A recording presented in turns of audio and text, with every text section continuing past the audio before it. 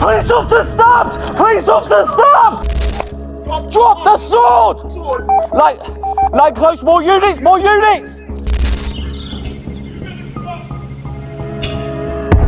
It all started with a van crashing into an unsuspecting man.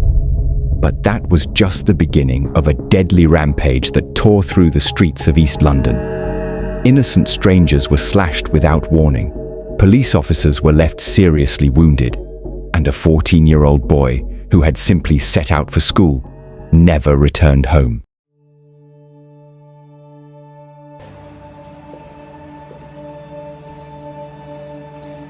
I don't generally make reviews on the amazing products I purchase. But then I'm here with the wizard.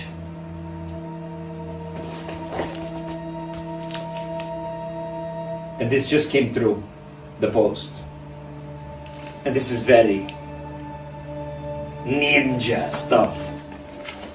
So, sort of obliged to do some ninja stuff with the wizard. Wow.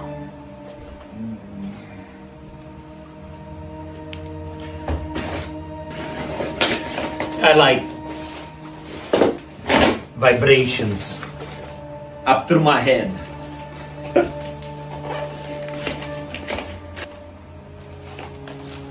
This is like gato size. This is more like my size.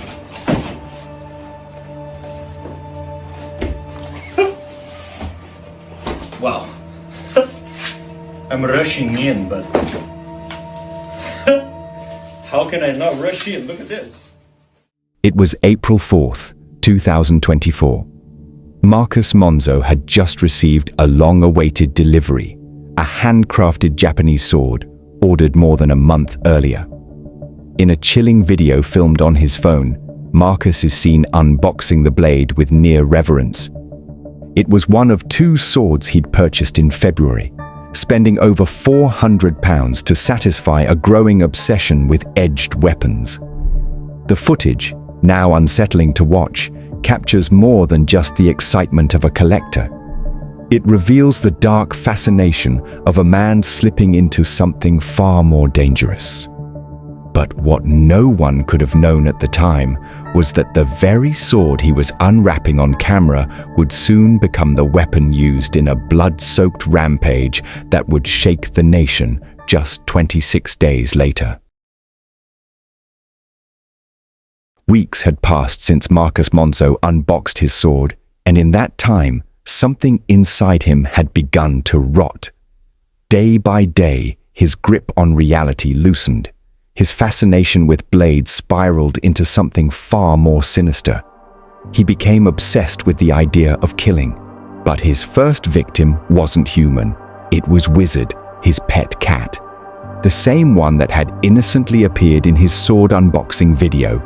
In a sickening twist, Marcus turned on the helpless animal. He seized Wizard by the throat and strangled him to death. What followed was nothing short of monstrous. Marcus methodically skinned and deboned the cat. It was the first horrifying act in a day that would spiral into true terror. With Wizard's remains, Marcus walked out to his Ford Transit van and began loading it. First the cat's mutilated body, then his swords, a ball-bearing gun, and a backpack filled with spare clothes. Without hesitation, he started the engine and began the 9-mile drive toward Hainault. After driving for nearly an hour and a half, Marcus Monzo arrived in the Hainault area of East London.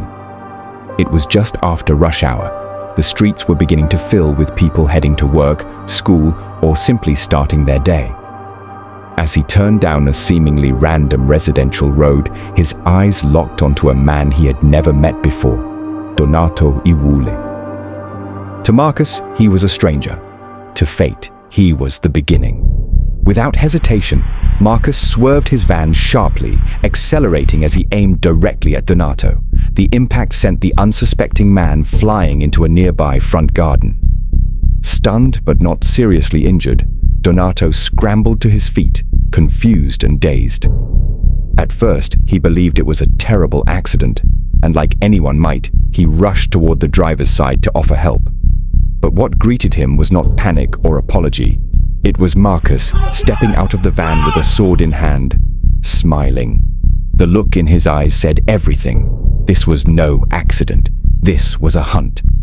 Marcus advanced, sword raised, calmly telling Donato he wanted to kill him. Panic surged through Donato as he realized the truth. He tried desperately to evade the blade, dodging and backing away. But in one clean, brutal motion, Marcus drove the sword forward, slashing deep into Donato's neck. Blood spilled onto the pavement as Donato screamed in agony. Somehow, through pure adrenaline and terror, he managed to break free and sprint down the street, calling for help. But Marcus Monzo wasn't done. He was only just getting started. In the middle of the chaos stood 14-year-old Daniel Anjorin, a bright student heading out to school. That morning, Daniel left his family home, wearing his school sports kit, backpack, and headphones. As he stepped into the street, unaware of the terror unfolding just meters away, Marcus Monzo, armed with a sword, was roaming for his next victim. A bystander, watching as Marcus advanced towards the teenager, shouted a warning to Daniel. But Daniel, with his headphones on, didn't hear it. Marcus advanced swiftly from behind. Without pause or hesitation, Marcus cut deep into Daniel's neck, the wound so severe it nearly caused decapitation. Daniel crumpled to the ground, mortally wounded, and as he lay helplessly on the bloodied street, Marcus drove the blade into his chest. He just killed that boy. He just killed him. Sirens wailed in the distance. Police units and paramedics were racing to the scene, alerted by frantic emergency calls flooding the system. The first to arrive was an ambulance, but before the paramedics could reach Daniel, Marcus charged the vehicle, smashing his sword against it in a terrifying display of violence. The crew was forced to retreat, unable to help the injured boy. Moments later, police vehicles sped onto the street. Officers emerged and began advancing toward Daniel's lifeless body. But Marcus was still there, bloodied, armed, and standing between them and the carnage he had created. With a large sword in his hand, I see one yellow jumper. Move. Mate, drop that now! Drop it! Drop it now! Drop it!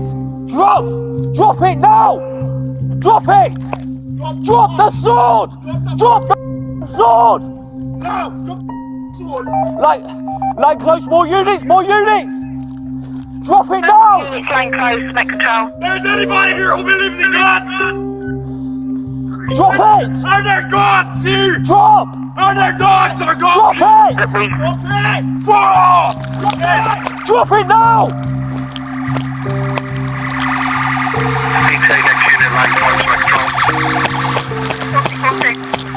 So he's running! Get back! Marcus took off on foot, vanishing into a maze of gardens and alleyways as police officers began their pursuit. But he wasn't running in fear. He was hunting, darting through backyards and narrow cut-throughs. This wasn't a panicked escape. It was a calculated game of cat and mouse. At the end of one alleyway, Marcus stopped. He pressed himself against a wall, sword in hand, waiting in eerie silence. He knew they were coming, and he was ready.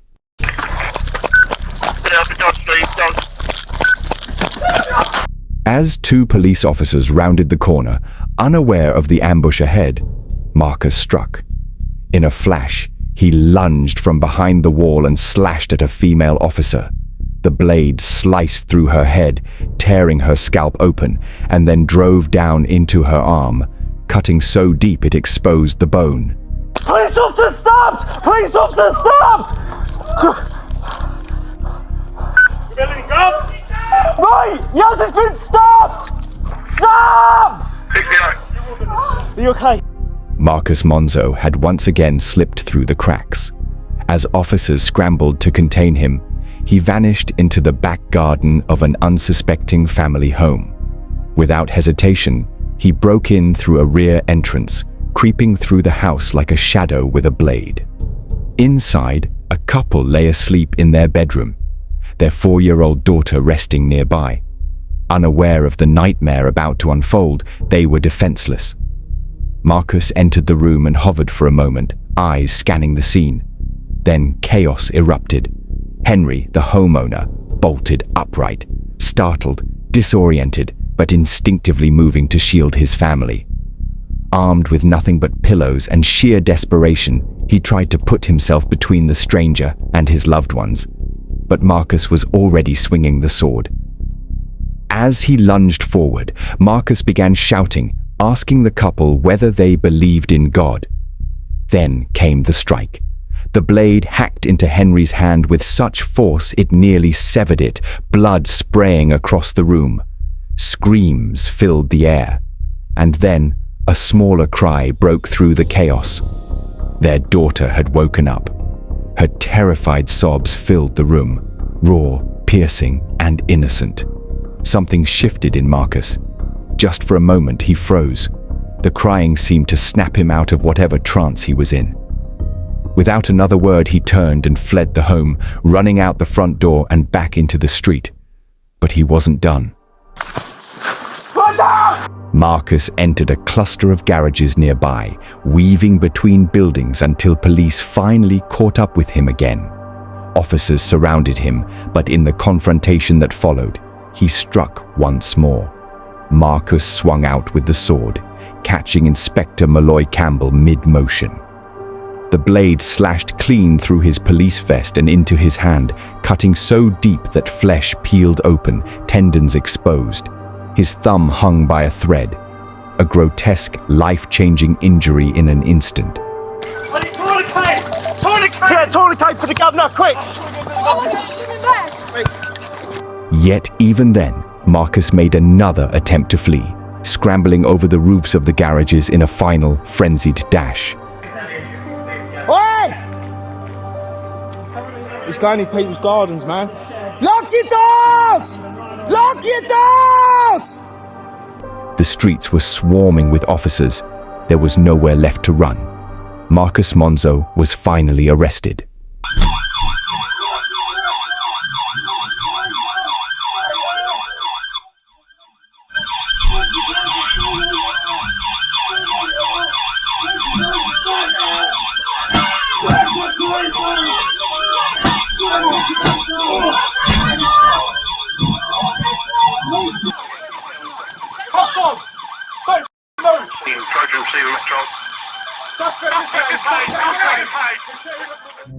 After a 20-minute deadly rampage, police finally subdued Marcus Monzo.